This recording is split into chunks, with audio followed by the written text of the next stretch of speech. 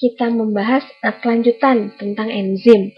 Jadi cerita yang kemarin belum selesai nih, bahwa suatu enzim itu bukan hanya memiliki sifat dan juga struktur, tapi dia juga memiliki faktor-faktor yang mempengaruhi dia dalam bekerja. Nah, saat ini kita akan membahas beberapa faktor yang mempengaruhi enzim itu bekerjanya rajin atau tidak rajin. Ya.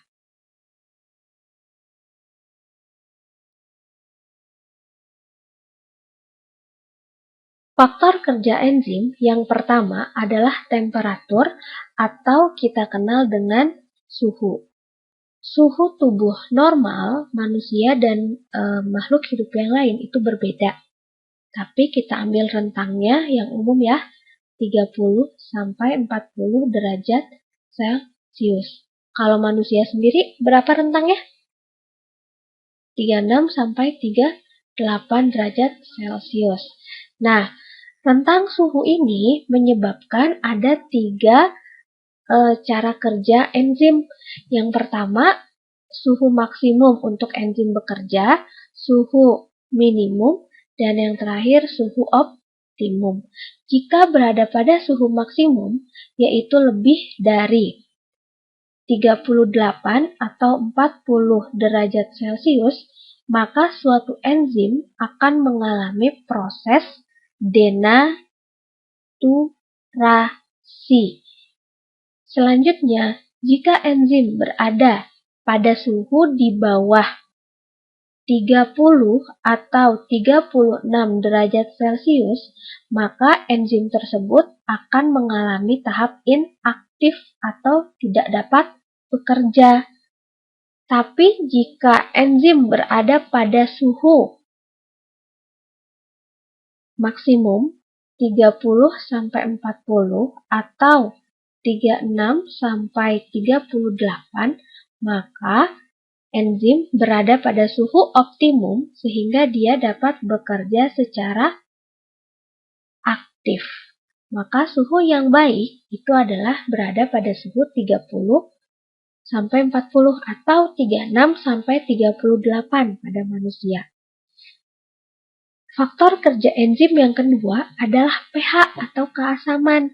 pH itu ada yang kurang dari 7, ada yang sama dengan 7, dan ada yang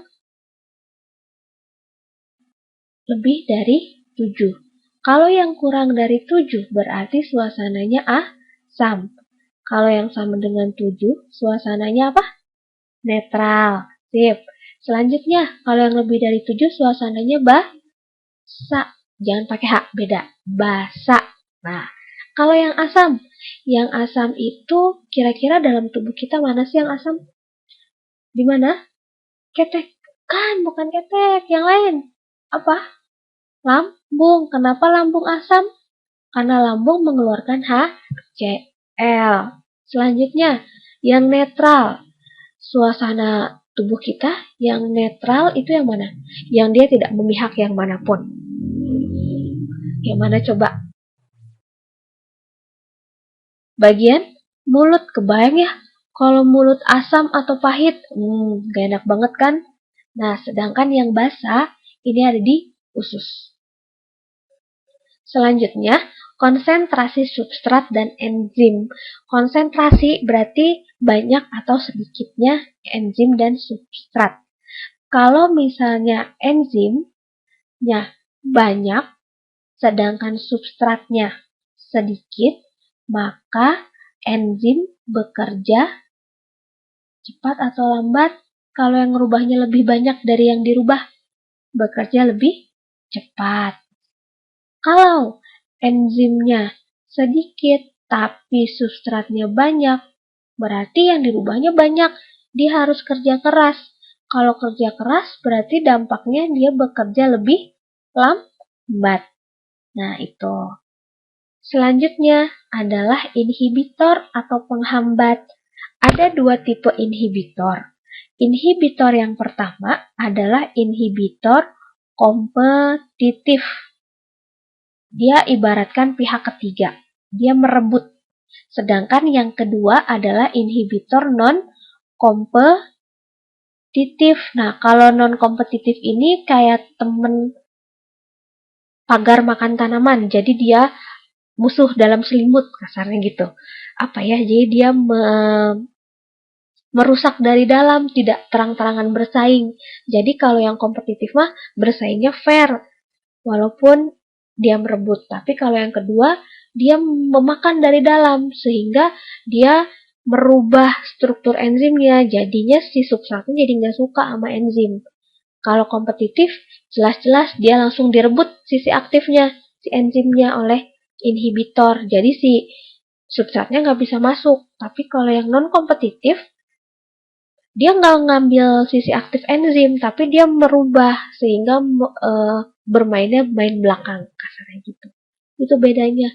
Jadi kalau kompetitif, dia langsung mengambil tadi merebut sisi aktif.